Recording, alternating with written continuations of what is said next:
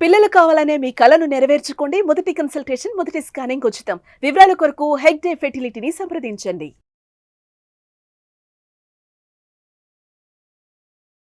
Suman TV ప్రేక్షకులకి నమస్తే. మరి కొత్త సంవత్సరంలో అడుగుపెట్టబోతున్నాము. సెలబ్రేషన్స్ మాత్రమే చేసుకుంటే సరిపోద్దా? మనము అసలు ఈ సంవత్సరం ఎట్లుండబోతుంది అనే విషయం తెలుసుకుంటే చాలా బావుంటదని మాకనిపించింది.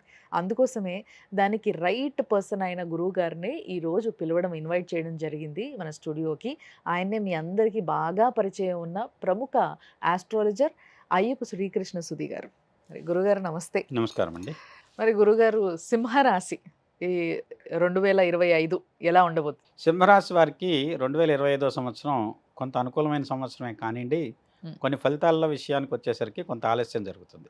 హ్మ్. కేతువు ఈ రాశిలో ప్రవేశిస్తున్నాడు మే 25, 26 తారీఖుల నుంచి. అలానే శని అష్టమంలోకి వెళ్తున్నాడు. ఓకే. అలానే వచ్చేసి గురుడు రాజ్యస్థానంలోను, లాభస్థానంలోను సంచారం చేస్తాడు. హుహు. గురుబలం చూసుకున్నట్లయితే చాలా అనుకూలమైనటువంటి గురువు. హ్మ్. 2025 సంవత్సరం వీళ్ళకు ఉన్నతమైన అవకాశాలు కలిగిస్తుంది. కానీ వీళ్ళలో పోరాట పటిమ ఎంతుందని పరీక్షించి గానీ ఫలితం ఇవ్వట్లేదు. అవకాశాలైతే ఖచ్చితంగా అంది వస్తాయి. గురుడు చాలా అనుకూలంగా ఉన్నాడు కాబట్టి తప్పనిసరిగా మంచి ఫలితాలు ఇస్తాడు. హ్మ్. తర్వాత వీళ్ళు ఎక్కువగా ఎదుటోళ్ళకి ఉపయోగపడుతూ ఉంటారు. హ్మ్. ముఖ్యంగా వచ్చేసి వీళ్ళు చేసే పని వాళ్ళ కోసం మర్చిపోయి ఎదుటోళ్ళకి ఏదో సహాయం చేద్దామని వెళ్ళి తద్వారా వాళ్ళకి సహాయం చేస్తారు. ఆ పని అంతా వచ్చేసి వాళ్ళకి అవుతుంది. హ్మ్. వీళ్ళకి ఏదైనా చేసుకుందాం అనేసరికి వీళ్ళకి ఓపిక లేకపోవటమో, కాలం కలిసి రాకపోవటమో ఇలాంటి వాటి వల్ల కొన్ని ఆలస్యాలైతే ఉన్నాయి. హ్మ్. ముఖ్యంగా కేతువు. హ్మ్. కేతువుకు సంబంధించిన గ్రహస్థితి వీళ్ళని వచ్చేసేసి వ్యయస్థానం నుంచి, ధనస్థానం నుంచి వీళ్ళ రాశిలోకి వస్తున్నది. అలానే రాహు అష్టమంలోంచి పీడను వదిలించి సప్తమంలోకి వస్తున్నాడు. దానివల్ల అనుకూలతలుంటాయి. ఓకే. మీరు ఎంతో కాలంగా ఎదురు చూస్తున్నటువంటి ఒక ముఖ్యమైనటువంటి నిర్మాణ కార్యక్రమం. హుహు. అది ఇల్లు కావచ్చు, లేదంటే వచ్చేసి మీ కుటుంబానికి సంబంధించినటువంటి అత్యంత విలువైనటువంటి కార్యాచరణ కావచ్చు, లేదంటే ఒకళ్ళ జీవితాన్ని నిలబెట్టేటువంటి పని. అంటే సింహరాశిలో పెద్దవాళ్ళు ఉన్నారు. వాళ్ళకి పిల్లలు పెళ్ళిళ్ళు చేసేలాంటి కార్యక్రమాలు కావచ్చు. హుహు. అలాంటివి కలిసొస్తాయి. ఓకే. తద్వారా కుటుంబంలో ఒక స్థిరత్వం ఏర్పడుతుంది. హుహు. వీళ్ళు ఎక్కువ బాధ్యతలు తీసుకొని, బాధ్యతతో వ్యవహరించడం వల్ల వీళ్ళకొచ్చేటువంటి ఫలితాల్లో బాధ్యతను నెరవేర్చుకోగలుగుతారు విజయవంతంగా. హుహు. తద్వారా ఏంటంటే, వీళ్ళకు ఒక బాధ్యత పూర్తయిందనేటువంటి సంతృప్తి ఉంటుంది గానండి, వీళ్ళ జీవితానికి, వీళ్ళ సొంత విషయాలకొస్తే దానికి శారీరకంగా ఎక్కువ శ్రమ పడటం వల్ల గానీ, లేకుంటే తన శక్తికి మించిన పని చేసిన దానివల్ల కొంత, కొంత విశ్రాంతి అవసరమవుతుంది. హ్మ్. అలాంటి విశ్రాంతి లేకుండా పనిచేయటం వల్ల కొంత అలసటకు, బడలెక్కు గురయ్యేటువంటి అవకాశం ఉంది. అంతేకాకుండా తన లాభం మర్చిపోయిన కారణం చేత, తద్వారా పొందిన ఫలితాన్ని పూర్తిగా వీళ్ళు ఆస్వాదించలేరు. ఓకే. అంటే ఎదుటోళ్ళకి సహాయపడటంతో వీళ్ళకి లాభం ఏమి ఉండదు. హ్మ్. తద్వారా కొంత ఇబ్బంది ఉంటుంది. హ్మ్. తర్వాత వీళ్ళు ఎప్పటినుంచో పని మొదలుపెట్టి మధ్యలో ఆగిపోయిన పనులు కూడా పూర్తవుతాయి.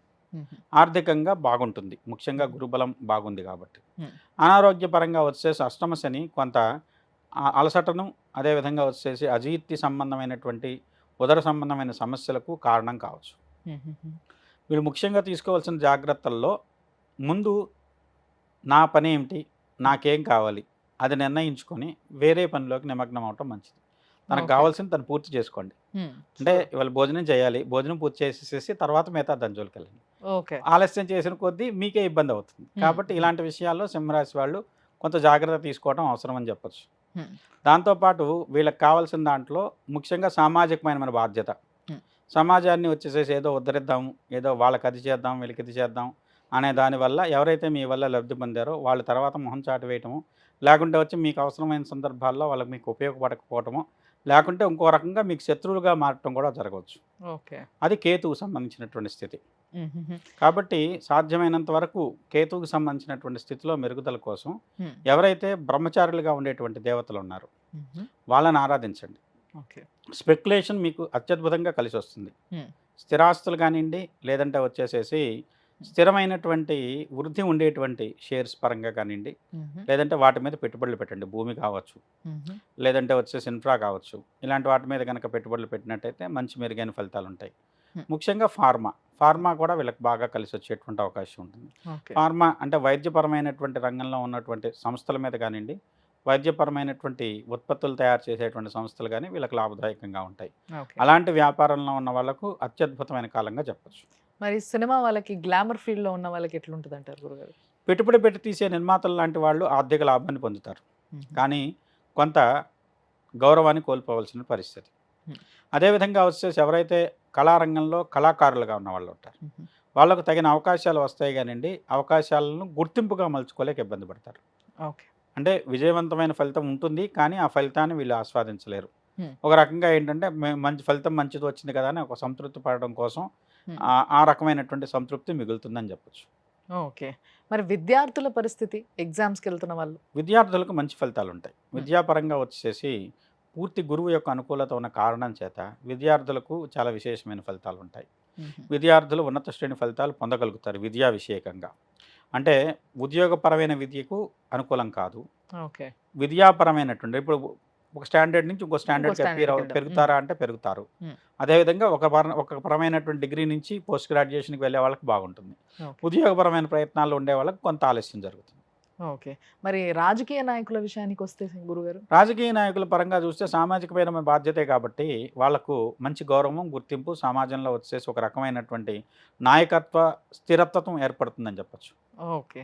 ఓకే. ఆ విధంగా వాళ్ళు విజయవంతమైన ఫలితాలే పొందుతారు రాజకీయ నాయకులుగా ఉన్నారు. మరి ఈ సింహరాశి వారు ఏదైనా పర్టికులర్గా గుడికి కానీ ఎక్కడికైనా వెళ్తే బాగుంటుంది, ఏదైనా పూజ చేయించుకుంటే బాగుంటుంది అంటారా? ముఖ్యంగా బ్రహ్మచారులుగా ఉండేటువంటి దేవతలు ఆంజనేయ స్వామి కానివ్వండి, గణపతి కానివ్వండి, అలానే సుబ్రహ్మణ్య స్వామిని కూడా.